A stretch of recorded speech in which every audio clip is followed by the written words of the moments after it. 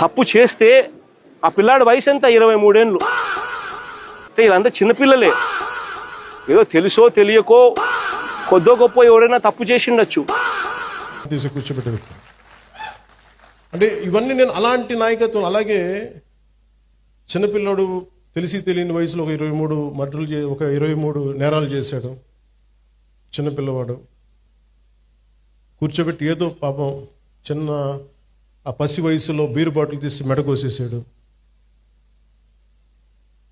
పాపం ఏదో కూర్చోబెట్టి అమర్నాథ్ గౌడ్ అనే అబ్బాయిని తెలుసు తెలియకుండా 14 ఏళ్ళ కుర్రోడిని వాళ్ళ అక్కని ఏడిపిస్తున్నారని చెప్పి ఆ 14 ఏళ్ళ అమర్నాథ్ గౌడ్ వచ్చి ఆ రౌడీలని ఎదుర్కొంటే పాపం కత్తితో పొడి చేశారు. చిన్నపిల్లలు తెలిసి తెలియకుండా పొడి చేశారు.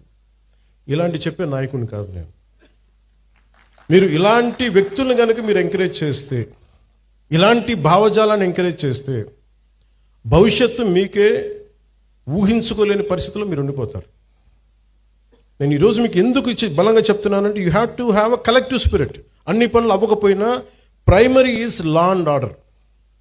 లా అండ్ ఆర్డర్ బలంగా ఉంటేనే ఇప్పుడు మీరు కోరుకున్నట్టుగా కూర్చోబెట్టి ఏఐ కావచ్చు, పరిశ్రమలు కావచ్చు, రేపొద్దున ఏదైనా కాలేజ్ సమస్యలు కావచ్చు, ఇవన్నీ కూడా సవ్యంగా ఉండాలంటే law and order should be very strict and very strong.